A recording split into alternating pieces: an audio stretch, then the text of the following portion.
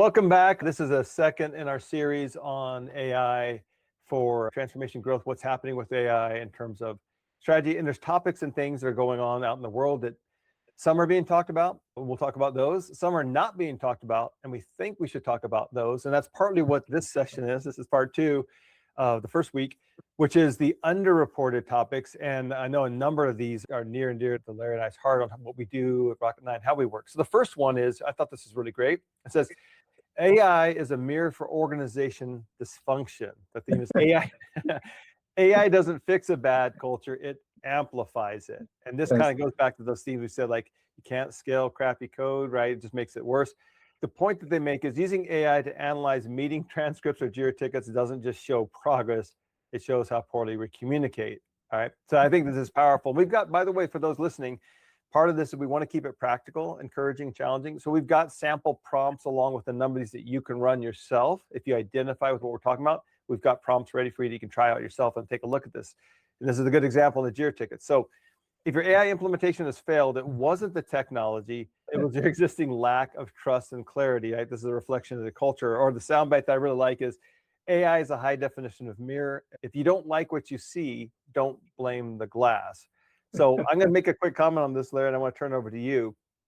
I think in everything that everyone's talking about AI, what we're missing is this connection of AI and culture. Now, any change we've done as far as Agile, we like to lead with mindset of the culture. Different cultures, as an example, people would debate about what's the right framework. I'm always like, well, what's your culture? Because if I'm a large bank, I'm probably not going to go with the Spotify method. That was a small startup that's doing media streaming. So it's not that one's good or bad, it's what's a fit. And yet people are constantly saying, like, we're not moving forward with AI. We hear this in the class all the time. They're just telling us, do something with AI, but we're missing that match on the culture. And I think in some ways, if you just try to jam in and use AI, all you do is speed up that messiness. Yeah. Like, we don't really communicate, we don't trust really well, we don't collaborate. There's still politics or there's turf wars going on, that kind of stuff. And I definitely can see how that could be a point. I'll turn it over to you. Your thoughts on, like, what does this mean for culture and AI? Where are they meshing? Where might be there things we need to watch out for? Yeah, when it comes to culture, is an interesting thing that, first of all, I'd like to go back to what we just mentioned, because it often is a cultural thing. I remember way back a long time ago, it's probably one of the first teams I led. I had all these ideas in my mind, and I was kind of assuming everybody was on board with what was in my head without me really clearly communicating what was in my head. And then that doesn't foster much trust. And I remember having one of the team members come to me, and they were not so happy about how I didn't trust them. So it's a cultural thing. You're enthusiastic, you've got this vision, you want to press forward. But I want to encourage you to stop a little bit and think, am I being clear? And am I, in what I'm saying and the environment that I'm creating, is it creating an environment of trust and safety? Yes.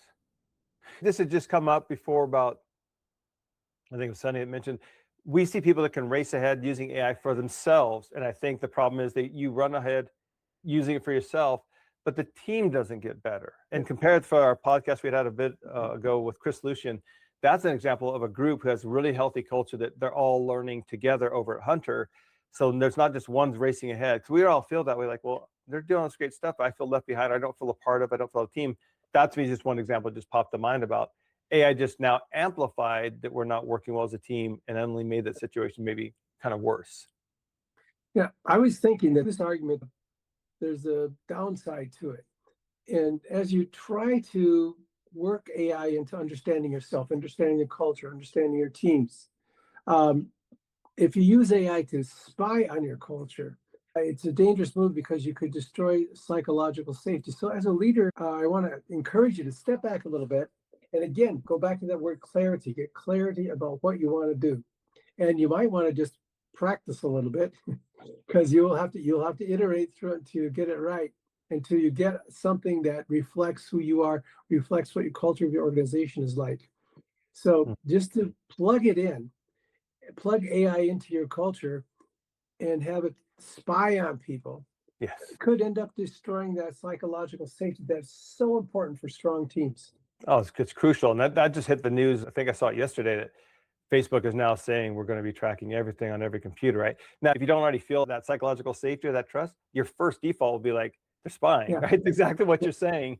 So that's a very good point on that. And I'm going to make the counterpoint that obviously the data is helpful. Obviously what people are doing is helpful. Some of the prompts that we have will be like looking for systemic issues, but it's very different to have the mindset of the process has some gaps versus why isn't Joe doing his thing, Yes. right?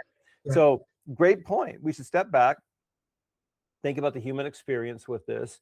How is my team feeling? And by the way, you might be like, I think they feel great. Well, when's the last time we did any kind of a survey? You could ask them real quick. When's the last time you did a retrospective to say, in those core areas of openness or trust, right? They're just doing a scale of 1 to 5, a simple like spider chart of those, and then find out. But I'm with you, Larry. If you rushed ahead when you already know there's been issues and distrust, and now we do even more data analysis of what each person's ticket closing time is, yeah, it would get sideways. Great point.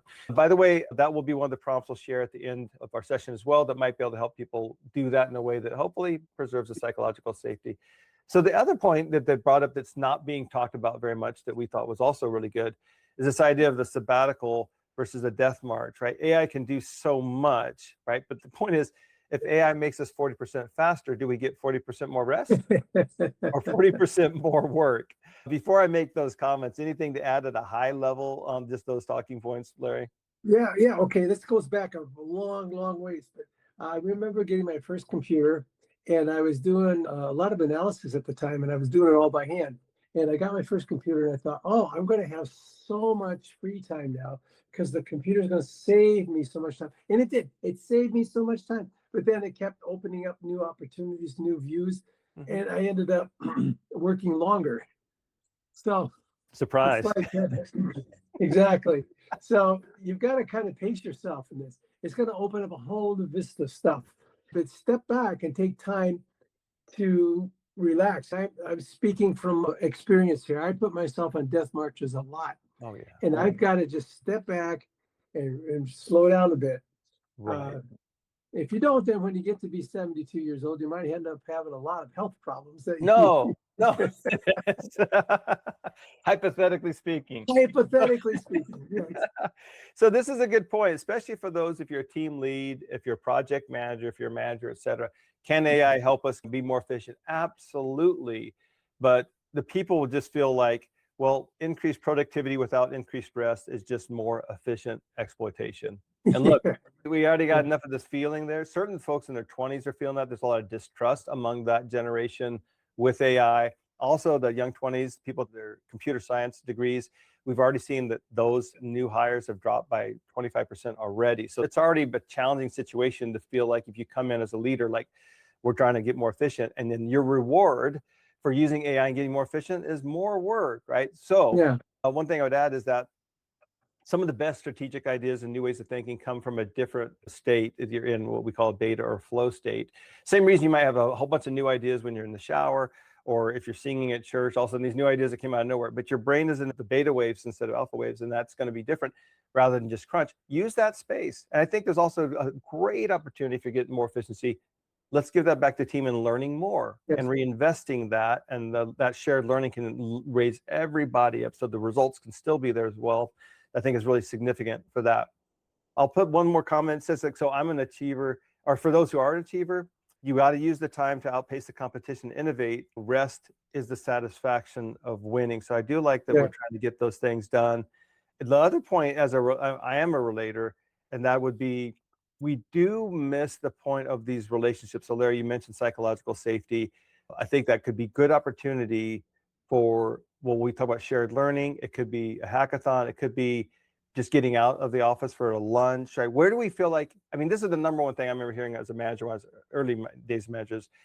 We get so busy, we forget about the relationships. We get so busy, we forget about, the soft skill stuff because we're very task oriented. And I think that could be an opportunity to use AI to make up for that. As well as if you're listening to our sister show, I guess now, Larry, the one that's on personal growth, you could reinvest in those personal relationships, even within your team, their strengths, their personality types. And for me, when I've done that, it gave a lot of great insight. Like, why don't you just give this to Jessica? Why don't you pair with Larry on this? Because it knew a bit about Larry and it knew a bit about Jessica, because I took the time to tell Leah about these people, their personalities, their background, strengths, et cetera. And that relational aspect actually got amplified. So I thought that was really, really good. Yeah, so what happens to me is that when I have a chance to save some time because I got more efficient, I'm using AI for things, And then what I do is instead of using that time to build relationships, I use that time to experiment more with new stuff. and Mm-hmm. and Mm-hmm. I'm preaching to myself here. So Guilty, yes. I want to step back and say, I've got time now. So let's spend some time with people. Oh, I love not it. just not just ideas or concepts or theories that I want to try out. And yes, it's really hard for me if I have this thing in my mind, a theory that I want to test out. It's really hard for me to step back from that. But you have to, because you got to have people in your lives. You got to have personal contact. And I've been probably as guilty on this point as anybody on the planet. Mm-hmm. But it's as we've gone through this topic here, it really speaks to me here that the time that you save is time that you invest, not in more exploration, but time you invest in people and Boom. building a community and building relationships. I love And it. there was something else that caught my attention here, is that we're using a 21st century tool to fuel a 19th century more is better mindset. Mm. And that's kind of what I'm saying here too, is that I'm always saying, oh, well, if it does a little bit's good, then more is better. My wife's always kind of teasing me on this, and it's true. So I finally I get some free time. And what do I do with the free time? Like I said, I try to cram in more or something else. No. So this is Larry's little personal takeaway from our conversation here. Spend that time with people. There you go. I said, like, AI is the mirror again. I think that's really Yes. good. One thing, it might be helpful for those listening, like, well, I think I am balanced or not. One tool you could use, and I'm thinking of, is a person who's both a therapist, psychologist, and actually a scrum master in the space, Alex Diaz, or Alexandria Diaz, I think might be her full name. But she'd done a couple of really great posts around some of this, about bringing that into that. But she's the one where I first came across the idea that the wheel of life. So if your life was a pie, those slices of pie, that's health and relationships would be one of them, and you self-score them. You could always ask for people's input too, but score yourself. Like, look for, Google for a wheel of life and score yourself. And to your point, Larry, you might find, like, oh, maybe it's not as high as it should be, and we want to move that forward. I think that would be an action item someone could take right away as well. Exactly. So the last one is, as much as we're all talking about AI, not just in this podcast, but the one on personal growth as well, or the one we have on technical practices and software craft with Paul Moore. So we're definitely on the bandwagon with AI, but there's a couple of points that are being made in this last one. I think it's really important. If we're people that are learning, and lots of people in IT are learners, they love to learn. That's why they don't mind that there's a new version of these things coming out. What we're seeing as a pattern, it can be, do we lose that ability to learn ourselves? Did it do all the strategic thinking for ourselves, and I lose the ability to actually have critical thought? All right, we're seeing a shift in spec-driven development. Do I really understand the requirements? I just trust it. But it seems like this is a problem. I know, Larry, you're a learner. Is this a problem that you also see? Like, I could see that being a concern for people. Like, does the AI take this away? Is that a negative impact? Yeah, this is a really good point, Scott. And it all has to do with your level of curiosity. If just enough is good enough when it comes to learning, then maybe you'll be tempted to run the prompt, listen to it, see what it says, and then move on. But I want to challenge you to, go ahead, run your prompt, read the response, internalize it a bit, but yet dig a little deeper. And then before you move on to the next prompt, or before you try to enhance what you've already told your AI agent, spend a little bit of time internalizing that response. What does it mean for me? What can I apply from this? And so don't just move from prompt to prompt and then come up with the answer. I think it's the idea that we're pushing so quickly toward an answer to something, and that's true, but spend a little time, slow it down a bit in between the prompts, and spend a little time thinking about what is the implication of this prompt. And once you know those implications, oftentimes on the side, I kind of keep track of them. And at the end of my initial conversation, I take these implications back to the agent and say, well, what does this mean based on this observation that I've made in our company? And again, you're not escaping anything, but you're taking time to think, internalize it, and then go a step further with your AI agent. So don't just take the first answer off the top and say, that's it, let's move on. Great point. Yes. So it's interesting. That counterpoint is really good, Larry. Like, as fast as AI can go, you're actually saying, like, we need to slow down. Yeah. There's a couple of good points to be made here. So number one, the prompt is easy, the discernment is hard. Yes, Right? And exactly. it's true. We all should know this by now. AI will very competently give you misinformation. It just is predictive. The second quote I thought was really, really good. The most dangerous person in the room is the one who believes the AI's Yeah, first draft, exactly. right? That's exactly it. Yes. So Yeah. we don't put the critical thought on the back burner. So we ran through a couple of things that we're taking some of these conversation pieces for takeaways, what is called the Monday morning prompt. And also we kind of want to do a human check on this as well. So I know Larry had shared some prompts. We'll make these available on the website. I'm just going to read them off as an idea of what you can do. But just again, look for the show notes. You can get these or come to rocket9solutions.com, get the website for those resources, get the prompts. So number one, that issue we talked about at the beginning of this episode about we're not trying to use AI to penalize people, track the data against them, find who's not pulling their weight, right? And lots of times management can unfortunately have that viewpoint. Here's a couple of prompts that would move us to a systemic view of looking at that. So here's one example. Look across our JIRA issues closed in the last 90 days and identify recurring blocker patterns. Which teams, issue types, or workflow stages see blockers most frequently? Don't list the individual issues. Tell me what the underlying systemic causes appear to be and where we should focus process improvements. And I like that because that's why I say, what's the systemic issue? I think that's a good one. Here's a great one. So that one's on blockers and bottlenecks. Here's a great one on knowledge gaps and documentation debt, which is going to become, I think, more of a problem about how much knowledge we actually retain. So based on search activity in Confluence and questions asked in Rovo chat over the last 60 days, which topics are people searching for most often without finding good answers?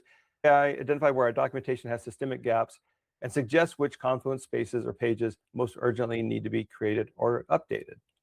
And by the way, we had a good experience when we were doing this for our search engine optimization. It's simply saying people are coming here, and I know, Larry, you're working on this.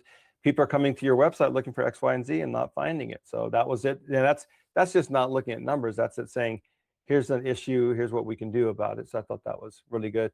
And then cross-team dependencies and alignment. This happens all the time, right? Review active epics and in-progress work across our projects and identify where teams have undocumented dependencies on each other, work that's likely to collide or block without a coordination plan. What are the highest risk handoff points, and what conversations or decisions are we missing? So again, everything we're talking about, Larry, these are good examples where it steps back and it's doing the sense making. It's not just saying, here's a data report, right? I think that's really significant. Yeah. All right. And then on the ones about trying to not just do more, work harder, that it sounds like Larry and I are both guilty of. So this is how to reclaim meeting communication time at your workplace. Here's the prompt. Audit the last 30 days of our Confluence pages, JIRA comments, project updates. Identify which recurring meetings, status updates, or check-ins are covering information that could be automated or self-served through better documentation or dashboards. Give me a specific list of meetings or rituals we should eliminate or replace with asynchronous AI-driven updates, and tell me what would free up for deeper strategic work, right? So it's doing the problem analysis. Here's a good one on separate execution noise from strategic signal. Review our active roadmap and backlog. Separate the work into two buckets. One, execution tasks that are well-defined and could be largely driven by AI agents or automation. And two, decisions and work that genuinely require human strategic judgment, creativity, or relationship capital. For bucket one, recommend which robo agents or automations could absorb that work. For bucket two, help me frame the open strategic questions my team should be spending more time on. I love that. I love that.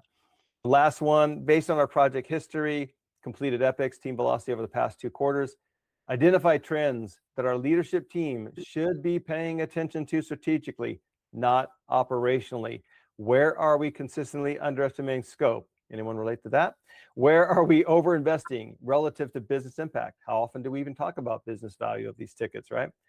What does the data suggest we should be doing differently, and how we set our mission priorities or build our roadmap for next year? So again, doing the sense making out of this. So these are some sample prompts. Every time if you're coming to the show, you hopefully will be hearing current topics that everyone's talking about that hopefully you should be aware of and hear our thoughts. Also ones that are not being reported as much, but we think are important. That's what this episode was. And we're trying to do our best to give you practical takeaways of these Monday morning prompts that you can do something with. And then last note, I'll just leave with this. We kind of have a human check, a question for leaders to ask their teams to ensure relationship first value isn't being eroded. So I'll make a comment on that, Larry, and if you want to chime in as well. I would say this, and I think that it's a theme throughout all this, is yes, AI can help you tactically a lot of stuff. When we work with all these teams, what we see all the time is we're really good firefighters. We're terrible at fire prevention. And I think a lot Yeah. of leaders, same for product side. How many of you product folks have a roadmap? I already know that most of you don't. We're so busy in the thrashing of today that we don't do that. Now, that's one thing. And like, oh, AI is going to help with this. Yes. But if your mindset doesn't shift to the Yes. point we're making here, you're just going to use AI to do that intense firefighting and grunt work even more, but you're still missing strategy. Rather, what the encouragement is for leaders, ask yourself, like, so for me, I color code all my work and my tickets, your work items. Of all those work items, how much are you spending on tactical stuff versus strategic? Measure that as you're doing AI, because what you should do is you should see that needle move. You should see more things in your workplace. And by the way, we want teams to visualize your work. I encourage every individual to visualize your work too. Can you step back and see, with all these wins you're getting AI, are you finally getting time for that roadmap? Are you finally getting time to do team building, building psychological safe, like Larry mentioned? Are you getting time to think about what's the strategy? Competitive analysis. There's a lot of things you could do if only you had time. My product friends, when's the last time you talked to a customer? When's the last time you had a face-to-face or send out something? Right? AI can help a lot with that. But if we're always just busy, like, oh, we had another change, like scope changed again, scope change, all that crazy stuff in your thrashing. Yes, AI can help fix that, but reinvest in it is about being customer centric. We are trying to have innovation and exciters and delighters, and those things get pushed to the side. So, Larry, that's my kind of thought on that human check of what they might be able to take away. Any final thoughts from you on that human check that leaders and teams could take away? Yeah, I was thinking that don't be under pressure to do it, get it right the first time. Mm. You see, you're transitioning your tactical work from you doing it, this firefighting part, to AI. It's going to take you a while to actually, first of all, identify what these fires are that you're trying to put out, and then create your first prompt. And then AI might need some more information, might come up with some really crazy stuff at first. But I want to encourage you not to give up. Because the more you work with your AI agent, the more it's going to get a clearer understanding of the tactical issues you're having. And then it's going to be able to start saying, why are you saying this? And then you can even automate that whole tactical examination. And then once you've automated it, of course, you're going to have to loop back and you're going to have to improve it. And don't try to get it perfect the first time. Just get something out there, keep working it until you see that, first of all, you get that clarity. Second of all, then see if you can't, or try your best to automate that tactical process so you can get reports live constantly throughout the day. So that's all done. So now you're getting your reports. Now you've got your finger on the pulse of your tactical issues that you've had. Great. You're not forgetting them. You're just having it pushed to you instead of you having to dig it out. Now you can spend some time thinking more strategically. Absolutely. Just a quick question, because we're about at time, Larry. How long have you been using AI? Larry, when's the first time you actually pulled it up? I think almost 3 years. See, I got into it, and this is because of my friend Ken. I got into it right after ChatGPT really hit it big, within weeks. But my real wins have really been like this year, and I was using it for a whole year in basic sense. I think the reason I'm asking you that about that time is, my friends, think about if you're doing Scrum and Agile, how long did it take to get that down? It's easily, numerous sprints. If you're doing OKRs, we would tell you in the class, it's going to be a quarter of figuring out the basics, another quarter, like, I think I'm getting it. And then the third quarter, you're starting to see the results. So I love what you're saying, Larry, to folks out there, be encouraged, stick with it, keep turning the soil and reinvesting and see what you get. Keep coming back. We're going to keep trying to be a partner and help you in like practical ways to apply that and things to think about. But for now, we'll sign off. Thanks everyone who has been listening. Again, check our site for the prompts and the resources. Leave a comment if you want to hear about something else that you think is worth talking about. I would love that feedback and input. Thanks everybody. Thanks, Larry, for the time. Great to see you. Yep. All right.